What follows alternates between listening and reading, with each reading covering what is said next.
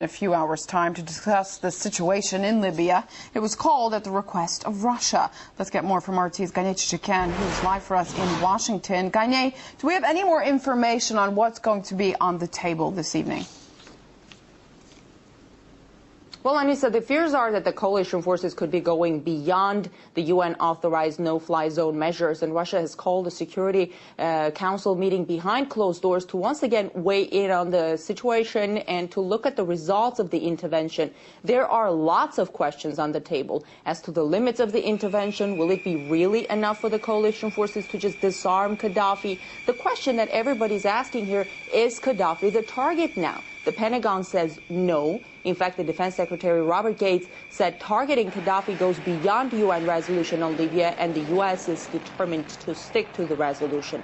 But the thing is that the wording of the resolution basically is all-inclusive, short of occupation. We've heard criticism from the Arab League. They say the military operation has gone beyond what the Arab League backed. Also, the head of the Arab League says what we wanted was civilians' protection and not more civilian deaths. We know that it was really crucial for Western powers to have Arab countries' assistance so that it doesn't appear as if it's just the West cracking down on yet another Arab nation. But with this criticism coming from the Arab League, their support could be diminishing.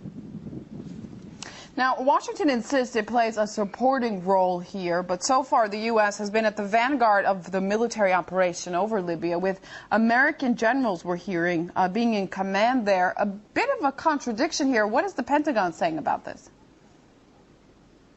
Well, the U.S. military says pro-Gaddafi forces are right now scattered after all the air assault. Coalition forces are currently patrolling the new fly zone. The Pentagon says they do not rule out more strikes, quote, if and when the need arises. The U.S. has launched missiles from its warships and submarines in the Mediterranean, targeting at Gaddafi's air defense systems and clearing the sky to make sure Gaddafi is not able to shut down any planes of the coalition forces. We know that the U.S. fighter jets, along with French warplanes, had carried out strikes on Gaddafi's ground forces as well. And currently, the U.S. contribution in the strikes really outweighs the contribution of all other coalition forces combined. There have been reports of civilian casualties as a result of those attacks. So those are some really alarming reports here. And officials here promise it's going to be a fast war. Obama said there will be no U.S. troops on the ground. Gaddafi's military indeed is no match for the capabilities of the coalition forces. It took just hours to cripple his air defenses. And how are people reacting stateside to the news of these military operations, having been engaged in two military campaigns for almost a decade now? Well, let me say, if you watch American television, you get all this really positive impression of America's involvement and how justified it is and so on. But if you look at the polls, the majority of Americans oppose the U.S. involvement in the intervention. Fox News gives 65%.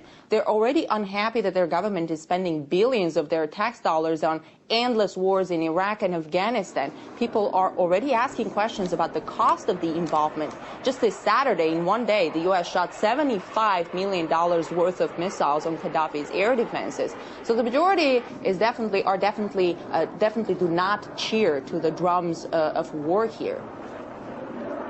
All right, Ganye Chichikan, live from Washington. Thanks for that. Well, political